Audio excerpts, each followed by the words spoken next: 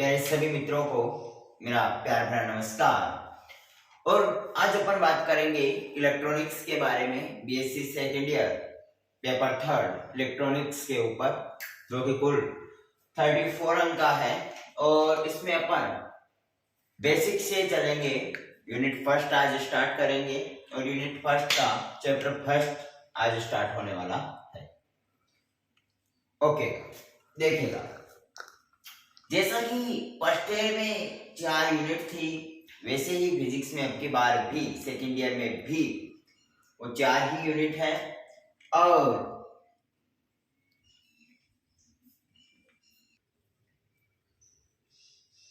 तो देखिएगा, जैसे अपने फर्स्ट ईयर में 4 यूनिट थी, अपने सेकेंड ईयर में भी वो 4 ही यूनिट हैं।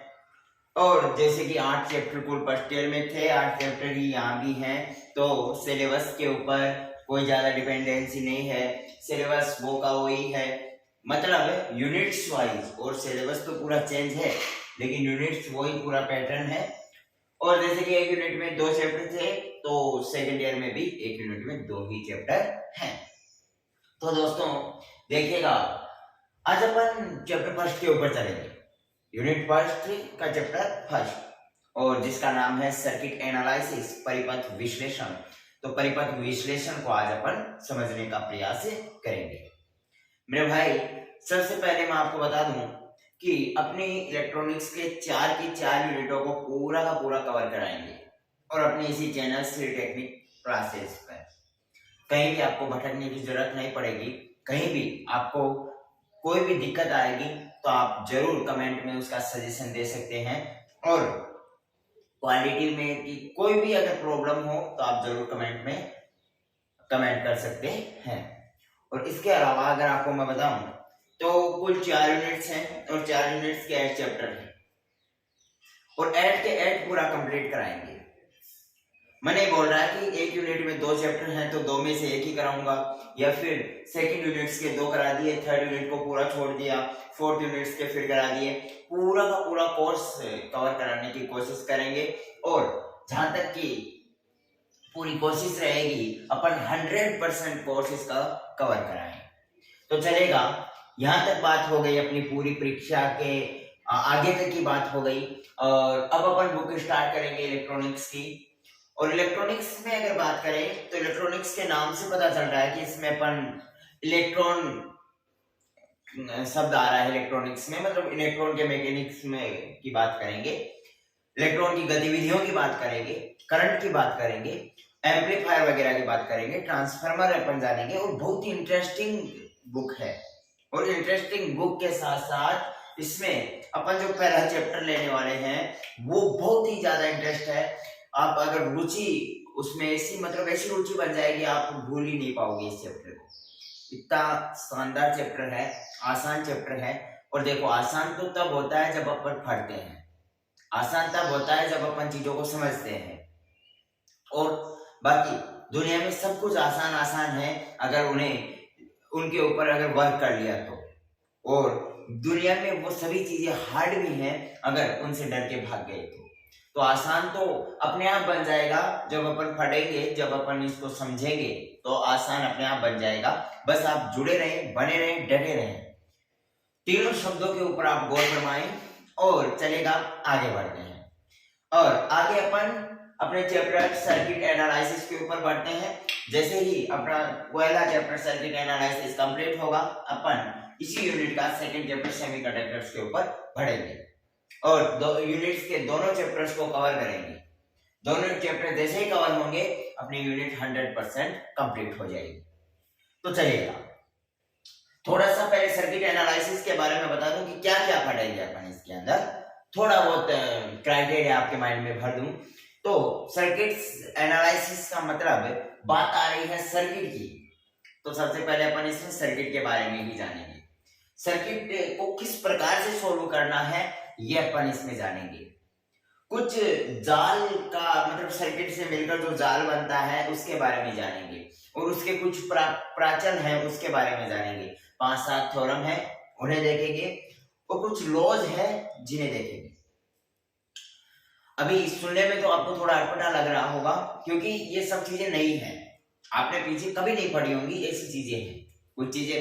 और तो अपनी फिजिक्स तो लिंक है भाई, 11th की चीजें भी आएंगी, 12th की चीजें भी आएंगी, फर्स्ट ईयर की चीजें भी आएंगी। ऐसे नहीं है कि बिल्कुल पूरी पूरी हटके ही अलग बुक चल गई, बाकी सभी चीजें पीछे से अटैच में है। बल्कि अगर देखा जाए तो ऐसे जो प्राचल वगैरह है, चतुर्टर्मिनल जाल के नेटवर्क वगैरह हैं, वो अपन पहली बार पढ़ेंगे तो आपको थोड़ा इंटरेस्ट बढ़ेगा। मतलब कुछ नई चीजें जानने का आपको अवसर मिल रहा है, नई चीजें सीखने का आपको मौका मिल रहा है, तो देखिएगा। सेकंड चीज अगर आपको इसी में मैं बताऊं, चैप्टर फर्स्ट, तो चैप्टर फर्स्ट पूरी इलेक्ट्रॉनिक्स का सबसे बड़ा चैप्टर है। तो आप बोलोगे ये क्या बात हो गई, हाँ हमें अभी स्टार्ट भी नहीं किया और पहले ही डरा रहे हो। भाई डराने की बात नहीं है, संयम रखने की बात है। मैं बोल रहा हूं पूरी इलेक्ट्रॉनिक्स का सबसे सरल और सबसे बड़ा चैप्टर है वो अपना चैप्टर फर्स्ट है। और इसमें अगर आपको बताऊं तो लगभग चैप्टर फर्स्ट में अपनी 25 से 30 क्लासेस लगेंगी, क्योंकि इसमें अच्छे अच्छे न्यूमेरिकल्स के जरिए अपन इस यूनिट्स के इस चैप्टर को बहुत ही बढ़िया तरीके से कंजर्व करने की कोशिश करेंगे। अच्छे अच्छे न्यूमेरिकल दिए गए हैं और ऐसे लेकर के जेड तक का पूरा बायोडेटा अपन इसमें जानेंगे, किसी भी चीज को नहीं छोड़ेंगे। जीरो से लेकर के 100% तक इस यूनिट को अपन कवर करने की कोशिश करेंगे। और कोशिश ही नहीं करेंगे ही, बस कोशिश नहीं बोल रहा मैं, पूरा कवर करेंगे, बस आप डटे रहें, चलेगा। ये बातें हो गई, कुछ नॉर्मल बातें, आज पहली क्लास थी तो बताना जरूरी भी थी। और अब स्टार्ट करते हैं अपना चैप्टर फर्स्ट, सर्किट एनालिसिस के ऊपर। तो चलेगा दोस्तों, हेडिंग डाल लीजिएगा यूनिट फर्स्ट। और यूनिट फर्स्ट में भी आज अपन कौन सी पढ़ रहे हैं, चैप्टर फर्स्ट। और चैप्टर फर्स्ट का नाम क्या है, सर्किट एनालिसिस। तो हेडिंग डाल लीजिएगा chapter first, unit first,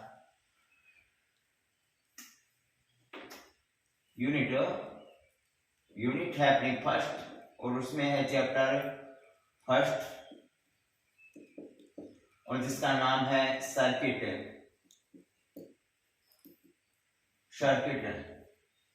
analysis.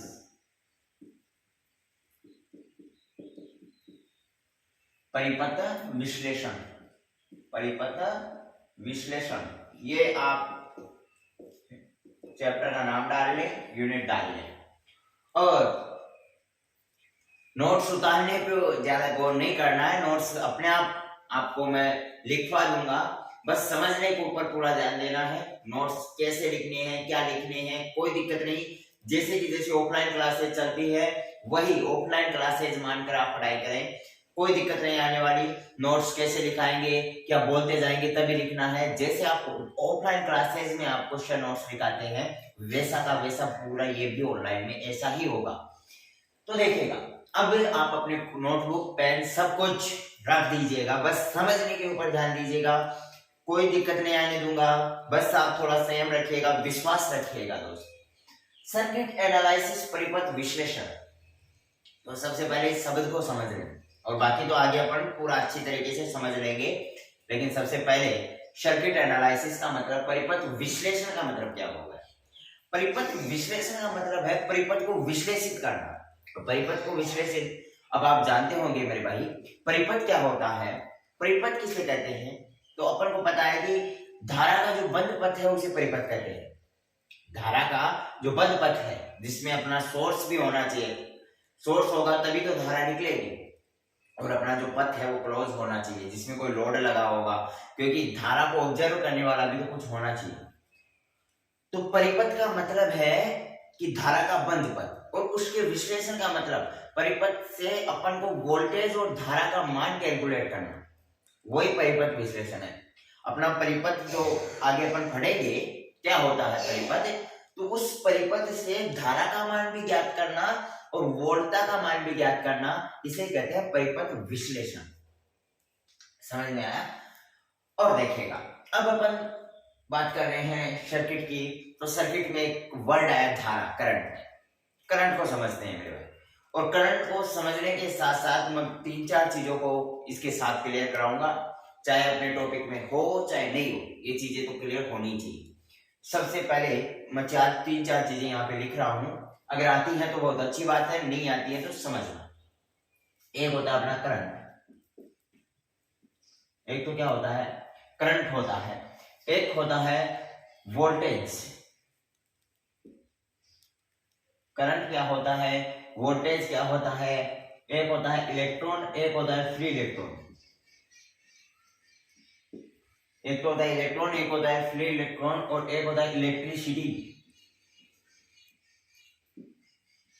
एक होता है इलेक्ट्रिसिटी और एक होता है अपना आवेश। एक क्या होता है अपना आवेश।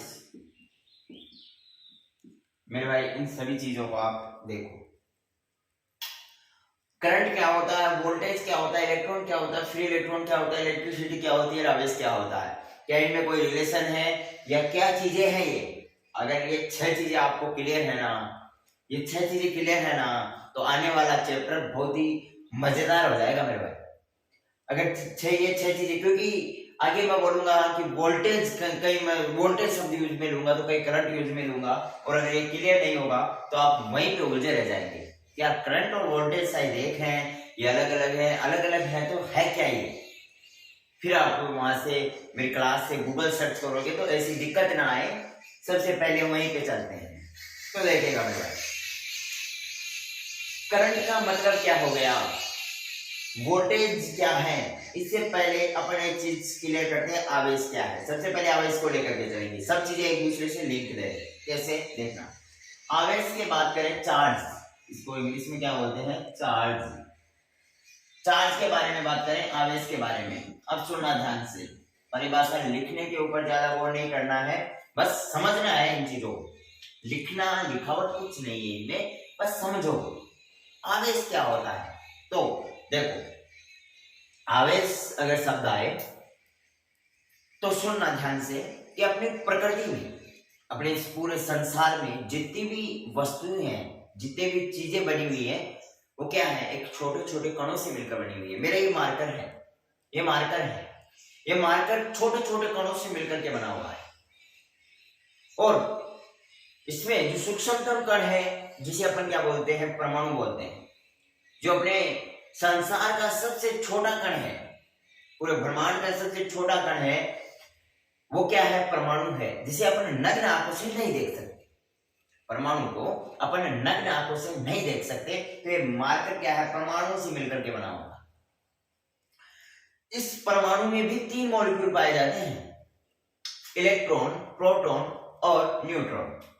यानी एक परमाणु होता है और उस परमाणु में भी 3 चीजें पाई जाती हैं, प्रोटॉन, न्यूट्रॉन और इलेक्ट्रॉन है। वो इस नाभिक के चारों ओर क्या करते हैं, फिक्स डायरेक्शन में राउंड करते हैं, एक फिक्स डायरेक्शन में चक्कर लगाते हैं।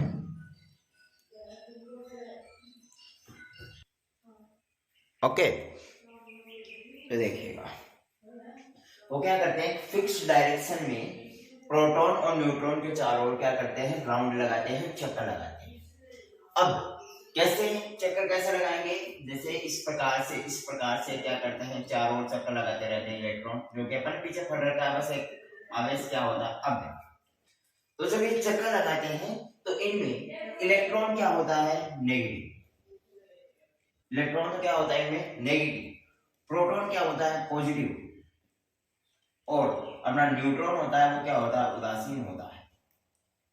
परमाणु में जो 3 मॉलिक्यूल पाए जाते हैं, प्रोटॉन, न्यूट्रॉन और इलेक्ट्रॉन, तो इनमें इलेक्ट्रॉन पे क्या पाया जाता है, नेगेटिव चार्ज पाया जाता है। प्रोटॉन पे क्या पाया जाता है, पॉजिटिव चार्ज पाया जाता है। और न्यूट्रॉन इनमें क्या रहता है, उदासीन रहता है। तो ये जो ये आया है ना, नेगेटिव, पॉजिटिव और उदासीन, इसे क्या कहते हैं, अपन आवेश कहते हैं।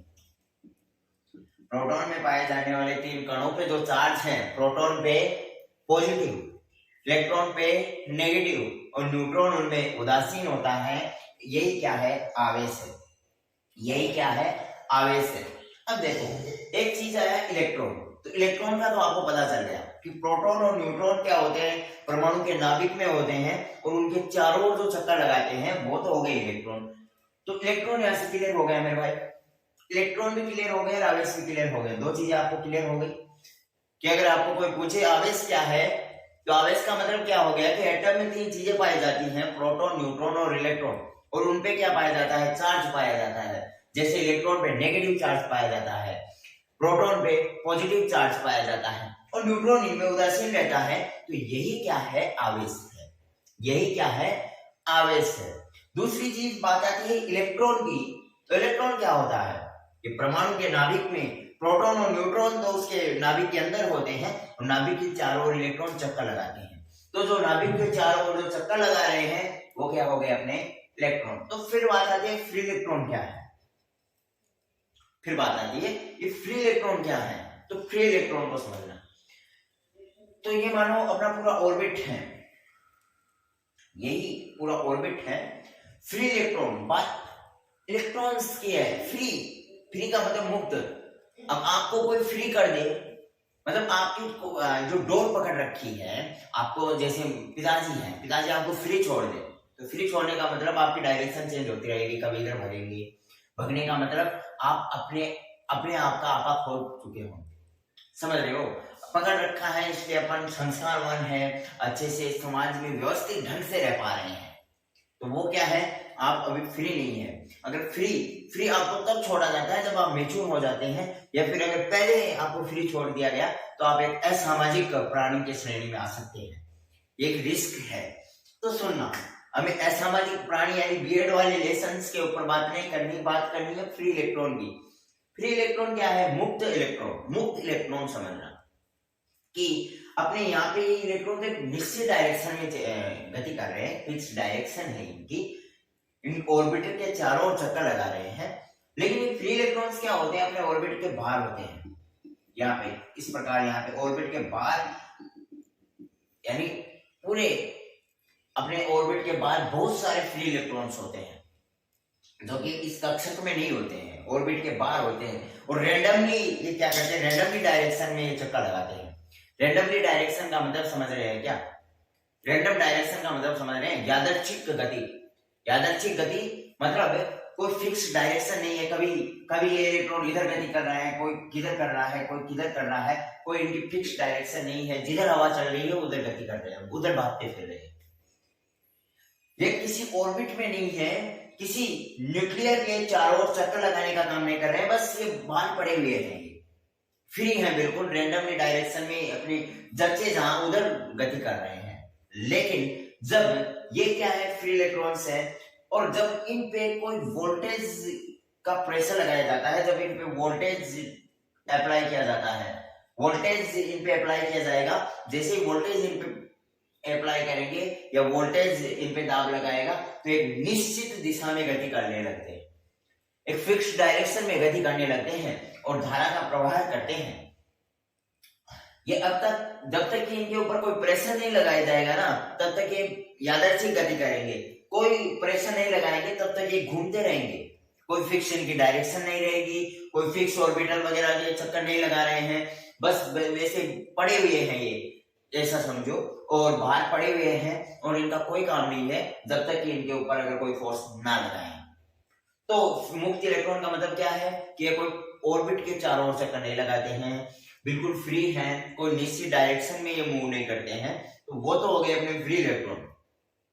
और फ्री इलेक्ट्रॉन पे जब अपन वोल्टेज को अप्लाई करेंगे तो एक निश्चित डायरेक्शन में क्या करते हैं, चलने लगते हैं। अरे भाई प्रेशर पड़ेगा, कोई आपको पीटेगा तो आप सुधरोगे, आपके ऊपर प्रेशर पड़ेगा तो अपन एक सीधी डायरेक्शन में चलेंगे। और अगर अपने पीछे कोई प्रेशर ही नहीं है, अपने को किसी का डर नहीं है तो जिधर मन चलेगा उधर चलेंगे, और अगर डर रहेगा तो अपन एक सीधे रास्ते चलेंगे। वही चीज इनमें है कि जब तक ये वोल्टेज नहीं है, वोल्टेज यहाँ पे इनके बाबू साहिबा है, जब तक कि वोल्टेज नहीं है ना तब तक ये फ्री है, मुक्तली ये रैंडमली डायरेक्शन में मूव कर रहे होते हैं। लेकिन जैसे ही वोल्टेज इन पे अप्लाई कर दिया जाता है ना, वोल्टेज अप्लाई करते ही ये क्या करते हैं, फिक्स डायरेक्शन में मूव करने लगते हैं। अब देखो फ्री इलेक्ट्रॉन और फ्री इलेक्ट्रॉन में आपको समझ में आया। अब देखते हैं कि करंट क्या है, वोल्टेज क्या है। और इलेक्ट्रिसिटी की बात करें तो इलेक्ट्रॉनों का जो प्रवाह है, जो फ्री इलेक्ट्रॉन है और इन इलेक्ट्रॉनों का जो प्रवाह है, इलेक्ट्रॉनों का फ्लो होना ही क्या है, इलेक्ट्रिसिटी है, इलेक्ट्रॉनों का प्रवाह है। ये जो इलेक्ट्रॉन अपने फ्री इलेक्ट्रॉन चल रहे हैं ना, इस इलेक्ट्रॉनों के प्रवाह को ही क्या बोलते हैं, इलेक्ट्रिसिटी बोलते हैं। अब आपको देखो 4 परिभाषाएं क्लियर हो चुकी है, आवेश, इलेक्ट्रॉन, फ्री इलेक्ट्रॉन और इलेक्ट्रिसिटी। आवेश, इलेक्ट्रॉन, फ्री इलेक्ट्रॉन और इलेक्ट्रिसिटी, ये 4 परिभाषाएं आपको क्लियर हुई क्या? यानी जो इलेक्ट्रॉन वोल्टेज अप्लाई होने पर जो इलेक्ट्रॉन प्रवाहित हो रहे हैं, इस चीज को इलेक्ट्रिसिटी बोलते हैं। इलेक्ट्रॉन क्या हो गए, अपने ऑर्बिट के चारों ओर क्या करते हैं, फिक्स डायरेक्शन में चक्कर लगाते हैं। फ्री इलेक्ट्रॉन क्या हो गए कि ये ऑर्बिट से बाहर होते हैं, कोई कक्षक में नहीं होते, ऑर्बिट से बाहर होते हैं, रैंडमली डायरेक्शन में मूव करते हैं जब तक कि इनके ऊपर कोई वोल्टेज अप्लाई ना किया जाए। अगर वोल्टेज इन पे अप्लाई किया जाएगा, जैसे वोल्टेज इन पे डाला जाएगा तो वोल्टेज के अप्लाई होते ही क्या करते हैं, इनके ऊपर प्रेशर पड़ता है और ये सभी इलेक्ट्रॉन्स एक फिक्स डायरेक्शन में मूव करने लगते हैं, धारा का प्रवाह करते हैं। अब देखते हैं, अब यहाँ पे 2 चीजें हैं, वोल्टेज और करंट। 2 चीजें हैं, वोल्टेज और करंट। तो वोल्टेज का काम आपको समझ में आया, वोल्टेज का काम इतना ही है कि इन मुक्त इलेक्ट्रॉन हैं, जो ये फ्री इलेक्ट्रॉन है, इनके ऊपर प्रेशर देना, मुक्त इलेक्ट्रॉनों के ऊपर प्रेशर लगाने का काम है वोल्टेज का। समझ में आया? वोल्टेज का काम क्या है कि जो अपने ऑर्बिट से बाहर जो ये मुक्त इलेक्ट्रॉन घूम रहे हैं ना, ऑर्बिट से बाहर जितने भी मुक्त इलेक्ट्रॉन है, इनके ऊपर दाब देने का काम, इनके ऊपर प्रेशर लगाने का काम किसका है, अपने वोल्टेज का है। तो फिर बात आती है करंट क्या है, फिर बात आती है करंट क्या है। तो करंट का काम क्या है कि अपन कोई भी कंडक्टर ले लें और किसी भी कंडक्टर में जो अपने ये फ्री इलेक्ट्रॉन्स है, कोई भी कंडक्टर है, कंडक्टर में क्या है, बहुत सारे फ्री इलेक्ट्रॉन्स होते हैं। भाई कोई भी वस्तु ले ले, उसमें एटम तो होंगे, और एटम होंगे तो एटम में प्रोटॉन, न्यूट्रॉन और इलेक्ट्रॉन भी होंगे, इलेक्ट्रॉन होंगे तो वहां पे फ्री इलेक्ट्रॉन्स भी होंगे। तो किसी भी कंडक्टर ले लें, वहां पे ये फ्री इलेक्ट्रॉन्स हैं, कंडक्टर में फ्री इलेक्ट्रॉन्स हैं, और फ्री इलेक्ट्रॉन्स पे जब वोल्टेज अप्लाई कर दिया जाता है, उन मुक्त इलेक्ट्रॉनों पे जब वोल्टेज अप्लाई कर दिया जाता है, तो वो मुक्त इलेक्ट्रॉन क्या करने लगते हैं, रैंडमली डायरेक्शन में मूव न करके फिक्स डायरेक्शन में मूव करने लगते हैं। और ये फिक्स जो डायरेक्शन में इनकी जो मूव करने की जो प्रक्रिया है, यही करंट कहलाती है। कि कोई भी फ्री इलेक्ट्रॉन है, फ्री इलेक्ट्रॉन पे अगर अपन वोल्टेज को अप्लाई करते हैं, और जब वोल्टेज को अप्लाई किया जाता है तो वो फ्री इलेक्ट्रॉन एक फिक्स डायरेक्शन में मूव करने लगते हैं, वो फ्री इलेक्ट्रॉन एक सीधी दिशा में गति करने लगते हैं। जब वो सीधी दिशा में गति करते हैं तो उसे अपन क्या कहते हैं, इस प्रक्रिया को एक करंट कहते हैं। अब देखो 1 एम्पीयर धारा प्रवाह होने का मतलब क्या है कि कितने इलेक्ट्रॉन, 1 एम्पीयर धारा प्रवाह की बात करूं मैं, यहाँ पे रहते हैं, यहाँ पे यानी 1 एम्पीयर धारा कब प्रवाहित होगी, तो 1 एम्पीयर धारा प्रवाह का मतलब हो गया 6.25 × 10⁻18 इलेक्ट्रॉन पर सेकेंड। यानी अगर इतने इलेक्ट्रॉन 1 सेकेंड में एक साथ मूव कर जाए, अपनी कोई भी वायर है, उस वायर में अपन ने वोल्टेज अप्लाई किया, और अगर उस वायर में वोल्टेज के अप्लाई होने से इतने इलेक्ट्रॉन 1 सेकंड में एक साथ प्रवाहित हो गए, इसका मतलब 1 एम्पीयर की करंट प्रवाहित हो गई। अगर इनकी कैलकुलेशन मैं आपको बताऊं तो इनकी कैलकुलेशन हो गई 625 और इनके 15 जीरो,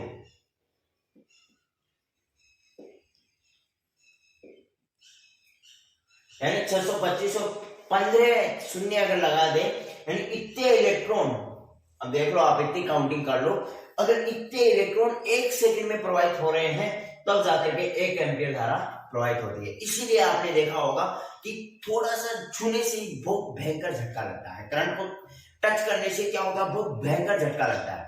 क्यों लगता है, क्योंकि जैसे ही आप उसे टच करोगे, अगर मानो 1 एम्पीयर की धारा किसी वायर में से जा रही है, यानी 1 एम्पीयर का मतलब 250 वोल्ट हो गया, 250 वोल्ट में देखें तो 250 वोल्ट 1 एम्पीयर के बराबर होता है। 1 एम्पीयर की करंट अगर किसी वायर में से जा रही है, उसको अपन छूते हैं तो अपन को एक भयंकर झटका लगता है, पूरे शरीर में सनसनाहट सी हो जाती है। क्यों होती है, क्योंकि उसके छूने से ही अपन को 1 सेकंड के अंदर अंदर, अरे भाई छूने में 1 सेकंड तो लगता ही है ना, और 1 सेकंड के अंदर अंदर इतने इलेक्ट्रॉन्स अपने शरीर में प्रवेश कर जाते हैं।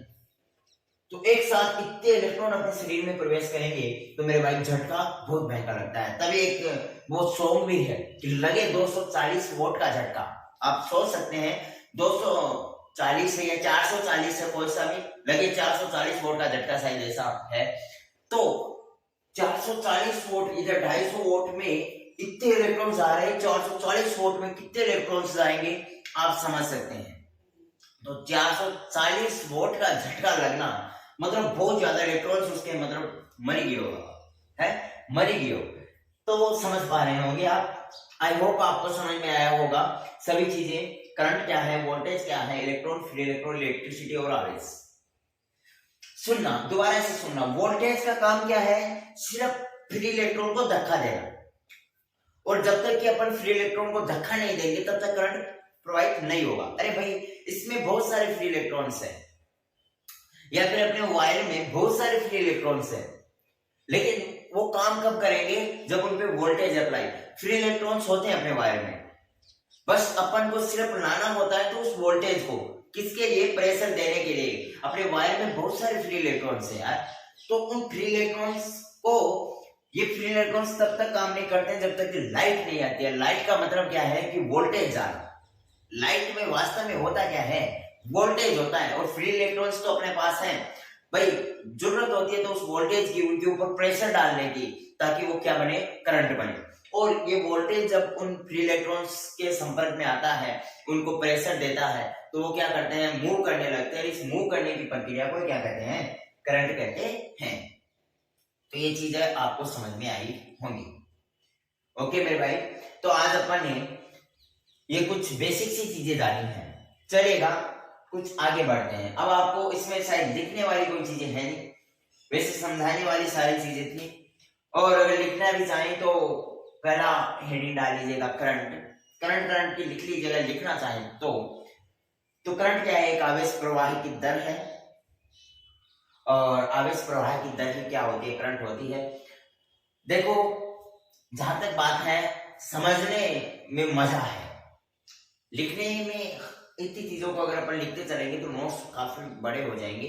लेकिन मेरे भाई ये बताओ, समझना ज्यादा इंपॉर्टेंट है या लिखना?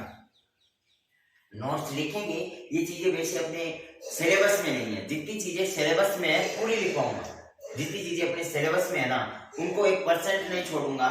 लेकिन जहां तक अपने ये आउट ऑफ सिलेबस बोल सकते हो, आउट ऑफ तो क्या है, आगे ये चीजें अप्लाई होंगी, लेकिन अपने सिलेबस में ये चीजें नहीं है, तो ये डेफिनेशन आपको इतनी जरूरत नहीं है, बस समझ में आना चाहिए। बस समझ में आ गया ना, बात ठीक है वहीं तक। तो देखिएगा आगे अपन पढ़ते हैं, करंट्स के ऊपर कुछ जान लेते हैं थोड़ा सा। एक करंट की परिभाषा तो आप देखिएगा, क्योंकि यार करंट करंट आगे बहुत पढ़ेंगे अपन, तो एक करंट की परिभाषा तो लिखना बनता है। तो हेडिंग डालिएगा धारा ओब्लिक करंट, हेडिंग डालिएगा धारा ओब्लिक करंट, और उसमें लिखिएगा धारा ओब्लिक करंट, हेडिंग डालिए, और उसमें लिखिएगा आवेश प्रवाह की दर।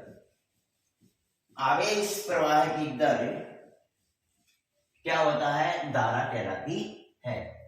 आवेश प्रवाह का मतलब समझ गए, आवेश का मतलब इलेक्ट्रॉन भी है, प्रोटॉन है, न्यूट्रॉन है, तो इलेक्ट्रॉनों का क्या है, वहां पे गति तो इलेक्ट्रॉन ही कर रहे हैं, लेकिन वास्तव में उसमें क्या होता है, चार्ज होता है। तो करंट में लिखो आवेश प्रवाह की दर धारा कहलाती है। आवेश प्रवाह की दर धारा कहलाती है। और फिर नीचे लिखो कि माना अपन क्यों आवेश टी टाइम में अपना क्यों आवेश फ्लो हो रहा है। कोई भी अपन ने टाइमिंग ले ली कि इस समय अंतराल में क्या हो रहा है, इतना आवेश प्रवाहित हो रहा है, तो अपन ने कोई टाइमिंग ले ली क्यों, और क्यों टाइमिंग में क्यों टी टाइमिंग में क्यों आवेश प्रवाहित हो रही है, मेरे को बताओ। एक यूनिट टाइम में कितना आवेश प्रवाहित होगा, तो आप बोलोगे सर क्यू अपॉन टी आवेश प्रवाहित होगा।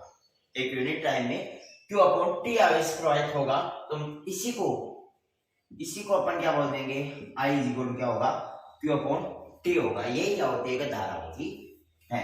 और इसका जो एसआई मात्रक होता है उसे कहते हैं एम्पियर। इसका एसआई मात्रक होता है वो एम्पियर होता है, जो कि अपन 11, 12, 10 ये तो बहुत छोटी चीज हो गई, लिख लीजिएगा, बस थोड़ा सा आपको ये रहे कि लिखाया था।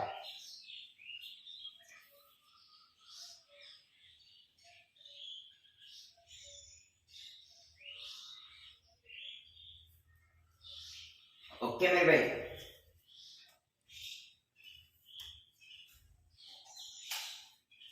चलिए अब देखते हैं आगे। अब देखो, अब बात करते हैं, अब अपना चैप्टर स्टार्ट हो चुका है सर्किट की। परिपथ क्या होता है, देखो बात करें परिपथ की, सर्किट की, तो परिपथ क्या होता है मेरे को बताओ। परिपथ, अब इसमें बावड़ा बनने वाली बात नहीं है रे भाई, बावड़ा नहीं बनना है। परिपथ अपन ने बहुत छोटी क्लासेज में पढ़ा है और वही है। अब चाहे आप एमएससी कर लो, परिभाषा वही है, परिपथ है, बस है, इट्स ओके। तो परिपथ का मतलब क्या हो गया, धारा का बंद पथ।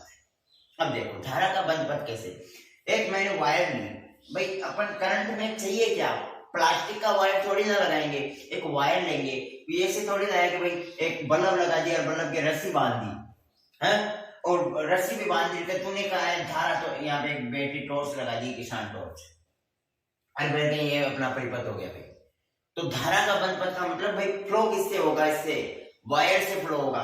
तो ये अपन ने कोई वायर ले ली, फिर धारा का मान आ रहा है, मतलब अपन यहाँ पे कोई सोर्स भी लगाएंगे जो क्या करे, धारा का फ्लो करे, इसमें करंट प्रवाहित हो रहा है। अब मेरे को बताओ, अब मेरे भाई कुछ ऐसे भी मिलेंगे कि कर दो डब्बा पैक, कर दो डब्बा पैक, तो कभी आप ऐसे डायरेक्ट वायर को उसमें डालोगे और जब ये पॉजिटिव नेगेटिव चार्ज टकराएंगे, एक साथ भिड़ेंगे, तो यहाँ पे क्या हो जाएगा, शॉर्ट सर्किट हो जाएगा। क्या हो जाएगा, शॉर्ट सर्किट होगा, क्योंकि आपने ये जो करंट भेजी है, अरे भाई आपने यहाँ पे वोल्टेज दी, फ्री इलेक्ट्रॉन्स को वोल्टेज दी, ये उत्साहित हो गए हैं, ये जाएंगे, तो अब ये इनको कोई ऑब्जर्व करने वाला भी तो चाहिए। तो या तो यहाँ पे आप रेजिस्टेंस जोड़ो या फिर कोई युक्ति जोड़ो, जैसे यहाँ पे मैंने कोई प्रेरक कुंडली वगैरह जोड़ दिया, हाँ, या फिर कोई बल्ब जोड़ दिया, जो भी आपको मन लगी। जैसे अपन ने छोटी क्लासेज में बल्ब जोड़ा है तो आज बल्ब ही जोड़ देंगे, हाँ। तो देखिएगा, अब मेरे को बताओ, यहाँ पे जो अपन ये इलेक्ट्रॉन्स गए हैं, कौन गए हैं, अब मैं बोल रहा हूँ करंट प्रवाहित हो रही है, तो करंट प्रवाहित, अब ऐसे बावड़ा नहीं रहना है कि करंट प्रवाहित हो रही है तो क्या हो रहा है, करंट प्रवाहित होने का मतलब क्या हो रहा है कि फ्री इलेक्ट्रॉन्स जा रहे हैं। अपन ने क्या दी, बैटरी लगा दी, मतलब वोल्टेज दे दी उसको, बैटरी लगाने का मतलब वोल्टेज दे दी है। अब फ्री इलेक्ट्रॉन्स क्या करेंगे, गति करेंगे, फ्री इलेक्ट्रॉन्स गति करेंगे, डायरेक्ट बल्ब तक पहुंचेंगे। बल्ब गए यार, कहां जा रहे हो, इधर इधर आओ, अपन थोड़ा रोशनी करते हैं, इधर आओ थोड़ा रोशनी करते हैं। और इसमें जो बल्ब में जो वायर लगा रहता है, किसका लगा रहता है, ये जो बल्ब है, इस बल्ब में एक वायर लगा होता है। तो ये जो बल्ब का ये जो एक टंगस्टन का वायर लगा होता है, ये टंगस्टन का वायर एक प्रतिरोध का कार्य करता है, और वो क्या होता है, लाल हो जाता है। इस चीज की अपन थोड़ा आगे जब प्रतिरोध पढ़ेंगे ना, तो उसको और भयंकर तरीके से समझा देंगे। तो ये क्या करेंगे, इलेक्ट्रॉन यहाँ पे आएंगे, यहाँ पे टंगस्टन है, वो क्या होगा, गर्म होगा और रोशनी देगा, और फिर डायरेक्ट, अब तब तक धारा प्रवाहित नहीं होती है जब तक कि न्यूट्रल का काम क्या है, इसमें है। वास्तव में आवेश पॉजिटिव चार्ज में, नेगेटिव में नहीं है, ये तो बस धारा का वापस आने का पथ है। जब धारा वापस इस बैटरी में वापस आ जाए ना, पूरा का पूरा जब सर्किट बंद हो ना, तभी अपनी करंट प्रवाहित होती है। तो ये अपना क्या हो गया, सर्किट हो गया। इसे अपन क्या बोल सकते हैं, सर्किट बोल सकते हैं, सर्किट हो गए। और ये क्या है, अपना बल्ब है। तो मेरे भाई परिपथ क्या हो गया कि धारा का जो पूरा बंद पथ है उसे क्या कहते हैं, परिपथ कहते हैं। आई होप आपको समझ में आया होगा। धारा होना जरूरी है, ऐसा नहीं है कि बल्ब लगा दिया वायर को वैसे ही कनेक्ट कर दिया, क्योंकि धारा का होना जरूरी है। बल्ब को जलाने के लिए धारा का होना जरूरी है, ऐसा नहीं है।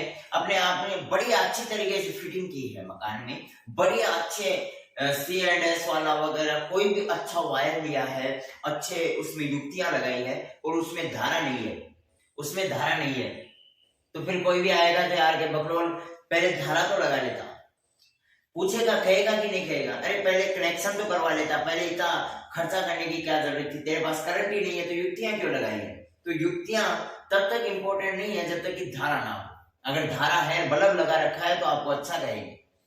तो सर्किट का मतलब क्या हो गया, धारा का बंद पथ। लिख लीजिएगा इसकी परिभाषा। हेडिंग डालेगा परिपथ, सर्किट, और परिपथ में लिखिएगा धारा का बंद पथ। The close path of current, the close path of current is called circuit, is called circuit. और अपना ये सर्किट वाला ये डायग्राम बना लीजिएगा, सर्किट वाला डायग्राम बना लीजिएगा।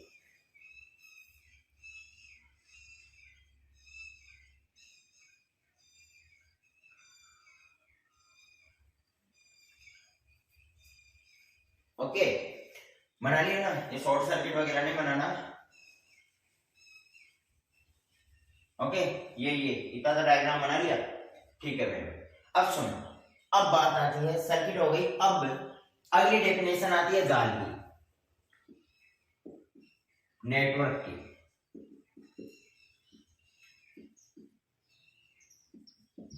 अगली डेफिनेशन आती है नेटवर्क की। परिपथ आपको समझ में आया, धारा का बंद पथ क्या होता है, परिपथ होता है। अब बात आती है नेटवर्क की, जाल क्या होता है।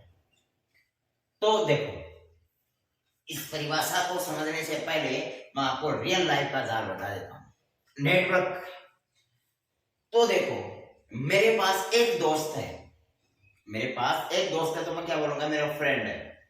हाँ, मुंह से नहीं बोल सकता कि मेरा नेटवर्क है, लेकिन मेरे पास 5-6 से मतलब आगे तक बहुत व्यक्ति जुड़े हुए हैं, मेरे से बहुत समूह में, ग्रुप में व्यक्ति जुड़े हुए हैं। तो मैं क्या बोलूंगा कि भाई मेरा नेटवर्क बहुत बड़ा है, मेरा नेटवर्क बहुत बड़ा है, मेरे से बहुत व्यक्ति जुड़े हुए हैं, मेरे से बहुत व्यक्ति संपर्क में हैं, अलग अलग समूह से मेरे अलग अलग कंपनियों से जो व्यक्ति है वो मुझसे संबंधित है, मतलब मेरा नेटवर्क बड़ा है। और अगर 2-4 व्यक्ति मेरे से संबंधित है तो मैं क्या बोलूंगा, यार उसे नेटवर्क नहीं बोलेंगे, जब तक एक झुंड होना चाहिए, पूरा समूह होना चाहिए। नेटवर्क का मतलब पूरा बहुत सारे व्यक्ति एक समूह में होना और उस समूह से अपना संबंधित होना, तो मतलब अपना वो नेटवर्क हो गया, अपन उन लोगों से संबंधित है। लेकिन वहीं पे अगर एक व्यक्ति है तो मैं उसे नेटवर्क नहीं बोलूंगा। तो वही चीज है, जाल का मतलब है कि परिपथ का मतलब क्या है, एक सर्किट आ गया, इसका मतलब वो परिपथ है। जाल में क्या आ गया, समूह में अगर आ जाए, अपना जो परिपथ है वो समूह में आ जाए, समूह में क्या 5-6 परिपथ एक साथ आ जाए, तो अपन उन्हें 6 परिपथ न बोल करके उन्हें जाल बोल देते। मेरी बात समझ रहे हैं कि जाल का मतलब क्या होगा कि ये सर्किट समूह में आ जाए। समूह में कैसे, जैसे एक सर्किट और जोड़ दूं मैं, तो ये क्या हो जाएगा, एक सर्किट का एक समूह हो जाएगा, दो सर्किट जुड़ जाए, एक सर्किट और जोड़ दिया, 3 सर्किट जोड़ दिया, 4 सर्किट जोड़ दिया, 5 सर्किट जोड़ दिया, अनंत सर्किट जोड़ सकते हैं। तो मतलब एक ग्रुप में आ जाए। अकेला आ रहा है, ये धारा का अकेला बंद पथ है, वो तो सर्किट है। और अगर इन सर्किट को ग्रुप में जोड़ दिया जाए तो उसे अपन नेटवर्क कहते हैं। तो नेटवर्क को देखें तो वो वास्तव में तो ये एक जाल ही है, ये जाल एक नेटवर्क परिपथ ही है। वास्तव में तो ये जो अपना नेटवर्क है वो परिपथ ही है। धारा का बंद पथ क्या होता है, परिपथ होता है। परिपथों को अगर समूह में जोड़ दे, परिपथों को समूह में जोड़ दे, जैसे मैंने एक यहाँ पे बल्ब लगा दिया, एक यहाँ पे मैंने प्रेरण कुंडली लगा दी, हाँ, या फिर एक बल्ब भी और जोड़ दिया, एक दूसरा सर्किट लिया और उसमें मैंने एक बल्ब भी और जोड़ दिया, तो अब बताओ मेरे को ये क्या हो जाएगा, ये अपना क्या हो गया, नेटवर्क हो गया। भाई ये समूह में आ गया, एक सर्किट तो ये फर्स्ट वाला हो गया, एक सर्किट सेकंड वाला हो गया। कि जब नेटवर्क परिपथ क्या आ जाए, समूह में आ जाए, अर्थात हम बोल सकते हैं कि 2 या 2 से अधिक परिपथ मिलकर क्या बनाते हैं, जाल बनाते हैं। तो जाल वास्तव में क्या है, एक परिपथ ही है। लेकिन जब परिपथ एक समूह में आ जाए, एक अकेला परिपथ ना आकर के एक समूह में वो आ जाए, तो उन्हें फिर अपन क्या बोल देते हैं, नेटवर्क बोल देते हैं। तो नेटवर्क की डेफिनेशन लिखो, नेटवर्क की डेफिनेशन लिखो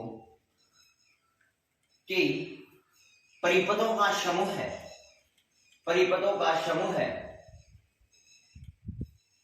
परिपथों का समूह है, जाल कहलाता है। The group of circuits, the group of circuits is called network.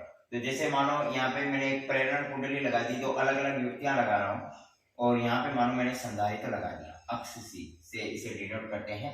और नेटवर्क में धारा स्रोत है और 2 परिपथ बन गए, इसे मैं क्या कह दूंगा, परिपथ कह दूंगा।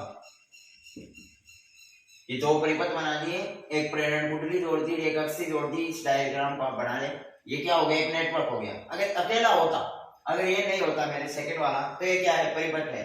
लेकिन ये सेकंड वाला भी आ गया, यानी दोनों समूह में आ गए, तो ये क्या कहलाएगा, नेटवर्क आ जाएगा। हो सकता है यहाँ पे तीन हो, एक प्रेरण कुंडली, एक संधारित्र लगा दिया, एक बल्ब लगा दिया, या फिर और कुछ युक्तियां लगा दी, एक फैन लगा दिया, जो भी कुछ है, अगर समूह में आ गया तो उसे अपन बोल देंगे नेटवर्क, जाल।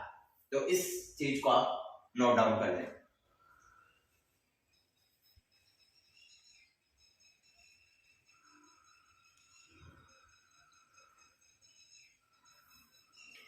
ओके मेरे भाई, अब देखते हैं।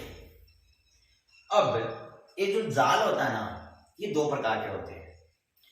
अब जाल दो प्रकार के होते हैं, सक्रिय और निष्क्रिय। सुनना ध्यान से, सक्रिय और एक जाल होता है निष्क्रिय। एक जाल हो गया सक्रिय और दूसरा जाल क्या हो गया, निष्क्रिय। सक्रिय वाले जाल को अपन बोल देंगे एक्टिव, और निष्क्रिय वाले जाल को अपन क्या बोल देंगे, पैसिव। इनकी इंग्लिश साथ साथ लिख लेना ताकि एमएससी में काम आए। ओके, तो जाल दो प्रकार के होते हैं, एक होता है सक्रिय, एक होता है निष्क्रिय, जैसा कि अपने भी होता है। अरे भाई, ग्रुप बना हुआ है, नेटवर्क बना हुआ है। अब देखना, ध्यान से सुनना, एक एग्जांपल से सुनना। मेरे को बताओ, अब अपने यहाँ पे कॉलेज में बहुत सारे पंच होते हैं कि भाई इसकी गैंग ये है, इसकी गैंग ये है। ये कॉलेजों में थोड़ा चलता है ऐसा, बड़ी कॉलेजों में ऐसा थोड़ा चलता है, क्या इसकी गैंग में वो आदमी है। तो वो गैंग कब बनती है, जब वो थोड़े बहुत कोई, एक चीज देखना, गरीब आदमी की कभी गैंग नहीं बनती। जिसके पिताजी पैसे कमाते हैं और पैसे वाले हैं और बच्चे को वैसे ही दे रखा है, तो वो पैसे वाले पिता के संतान ही ज्यादा बिगड़ती है, क्योंकि गरीब के पास एक लिमिट होती है और उस लिमिट के अनुरूप चलता है। अब देखना, गैंग कब बनेगी, जब वो, अब जैसे मेरे पास फ्रेंड सर्किल बहुत है, फ्रेंड सर्किल कब बनेगा, जब मैं उनको कुछ खिलाऊंगा, जब मैं उनको पैसे दूंगा, पैसे खर्च करने के लिए दूंगा, या थोड़े बहुत पैसे बढ़ता, अपने बोलते हैं यार थोड़े बहुत पैसे बढ़ता है, अगर उनको पैसे बढ़ता दिए तो आपका क्या बन गया, एक सर्किल बन गया, फ्रेंड सर्किल बन गया। तो अगर आप पैसे दे रहे हैं तब तक अपना क्या है, नेटवर्क चलता रहेगा, सक्रिय रहेगा। आप पैसे दे रहे हो, किसी भी बंदे को पैसे दे रहे हो, अगर आपको कोई एक अचानक कोई काम पड़ गया, एक यार का आपत्ति आ गई, तो वो जरूर आपकी हेल्प करेगा, मतलब वो क्या होगा, सक्रिय होगा। तब तक कि वो सब काम करते रहेंगे जब तक कि पैसे आ रहे। अरे वही बात है ऑफिस में, जो सैलरी अगर आप एम्प्लॉय को दी जा रही है तब तक वो काम करेंगे। अगर ऑफिस में जो बॉस है वो एम्प्लॉय को सैलरी नहीं देगा तो वहीं से अपने ऑफिस का कोई मतलब नहीं रहेगा, एम्प्लॉय काम ही नहीं करेगा। तो वही चीज है कि सक्रिय का मतलब क्या हो गया कि अगर धारा स्रोत है, यहाँ पे धारा स्रोत क्या है, वित्त मंत्री है।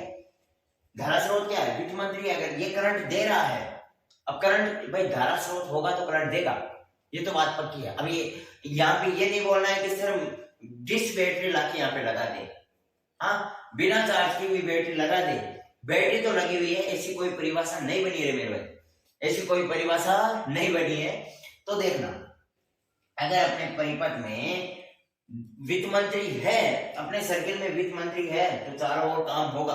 अपने ऑफिस में बॉस ने सैलरी दे रखी है, सैलरी क्या है, करंट है, सैलरी दे रखी है तो सभी एम्प्लॉय के पास सैलरी पहुंच रही है तो वो अच्छे से काम करेंगे।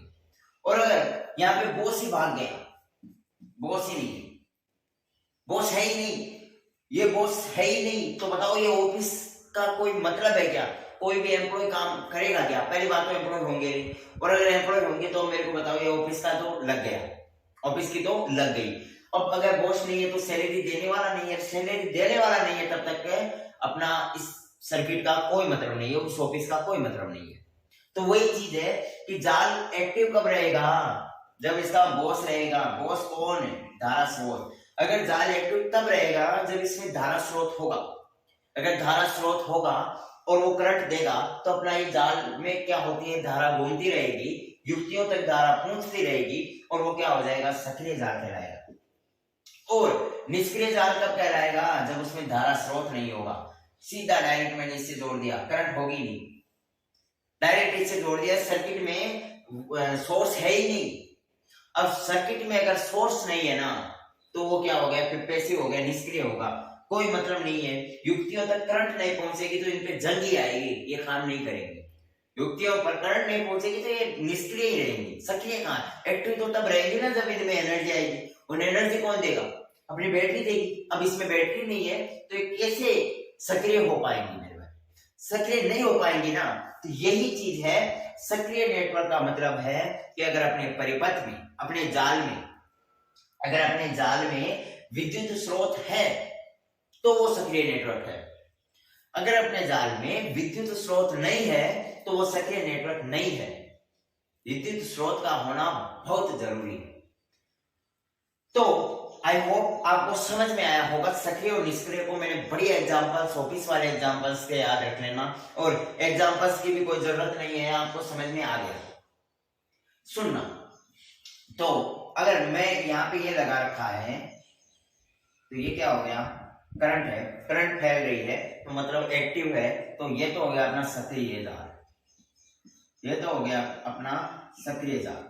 और वहीं पे मैंने प्रेरण कुंडली भी लगा रखी है मानो, और संधारित्र भी लगा रखा है, और डायरेक्टली इसको मैंने इससे जोड़ दिया। प्रेरण कुंडली भी है, संधारित्र भी है, अक्ष भी है और अक्ष एल भी है। ये अपना परिपथ फर्स्ट हो गया, ये अपना परिपथ फर्स्ट हो गया, ये अपना परिपथ सेकंड हो गया। लेकिन मेरे को बताओ अब ये कोई काम करेगा क्या भाई? मैंने संधारित्र भी वो संधारित्र जोड़ दिया, वो की वो प्रेरण कुंडली जोड़ दी, लेकिन इसमें धारा नहीं है, धारा स्रोत नहीं है, धारा स्रोत नहीं है तो ये कोई काम का नहीं है, ये निष्क्रिय जाल कहलाएगा। तो हेडिंग डाल दीजिएगा, हेडिंग डाल दीजिएगा धारा स्रोत के आधार पर जाल के प्रकार। धारा स्रोत के आधार पर जाल के प्रकार।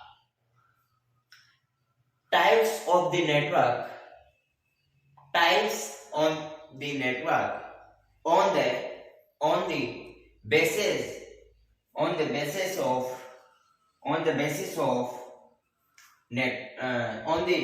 basis of electric source.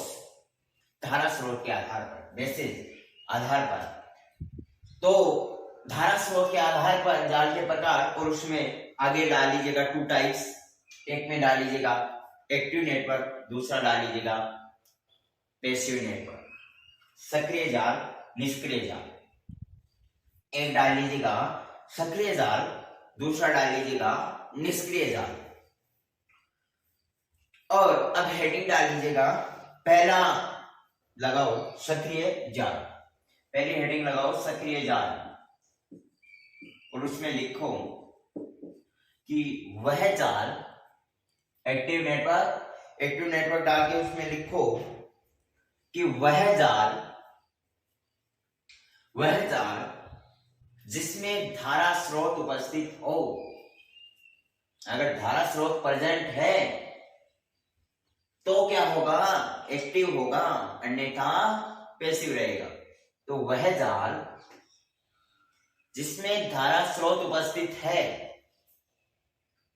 वह जाल जिसमें धारा स्रोत उपस्थित है सक्रिय जाल कहलाता है, सक्रिय जाल कहलाता है।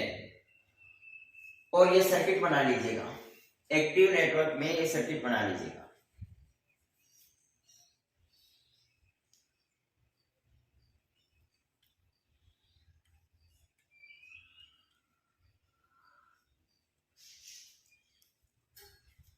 अब देखो दूसरी, 2 नंबर पे लगाओ निष्क्रिय जाल, 2 नंबर पे लगाओ निष्क्रिय जाल, पैसिव नेटवर्क, निष्क्रिय जाल, पैसिव नेटवर्क।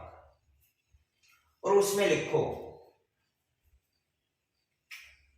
निष्क्रिय जाल, पैसिव नेटवर्क, और उसमें लिखो कि वह जाल जिसमें धारा स्रोत अनुपस्थित हो, वह जाल जिसमें धारा स्रोत अनुपस्थित हो पैसिव नेटवर्क कहलाता है, निष्क्रिय जाल कहलाता है। और निष्क्रिय जाल में आपको ये वाला डायग्राम बना लेना है। तब तक के लिए आज के लिए इतना ही, और कल अपन यहीं से आगे अपनी क्लास को नियमित तौर पे स्टार्ट करेंगे। और आशा करता हूं कि आप इसी प्रकार से पढ़ते रहेंगे। तब तक के लिए जय हिंद, आदाब, सत श्री अकाल, सभी को हैव अ नाइस डे।